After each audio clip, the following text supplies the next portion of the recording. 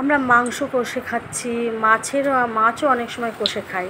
আর ডিম খাবো না, আমি তার জন্য লঙ্কা, হলুদ, নুন সব তেলের মধ্যে দিয়ে দিলাম। দিয়ে এইবার আমি ডিম দিয়ে দিলাম। ডিমটা দিয়ে খুব ভালো করে এটাকে আমি নাড়াচাড়া করে নেবো।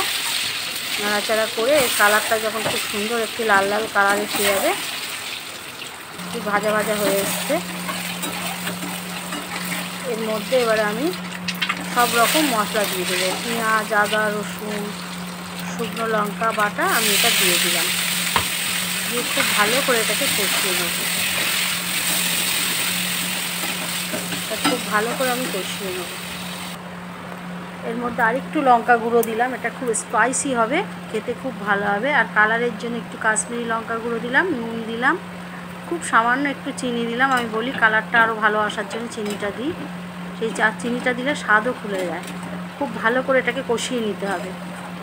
আর এইভাবে কষিয়ে যদি ডিম করেন না, গরম মশলা গুঁড়ো দিয়ে দিলাম 1 চামচ, তাহলে আপনারা মাছ মাংসর থেকে কোনো অংশে কম লাগবে না খেতে, দারুণ খেতে হয় এটা এইভাবে করে দেখবেন। আর ডিম একটু সস দিয়ে দিলাম, টমেটো সস। এটা খুব ভালো করে আমি কষিয়ে নেব। নিয়ে আমি এর মধ্যে একটু শুকনো শুকনো হয়ে আসবে, তারপরে আমি জল দিয়ে দেবো। জল দিয়ে আমি এটাকে ফুটতে দেবো। একটু ফুটে গেলে এটা আমার হয়ে যাবে ডিম কষাটা। ভালো লাগলে লাইক করবেন, শেয়ার করবেন, কমেন্টসে জানাবেন আপনাদের ভালো লাগলো কি না, সাবস্ক্রাইব করবেন। আমার ডিম কষা হয়ে গেছে, আমি সার্ভ করে দিলাম।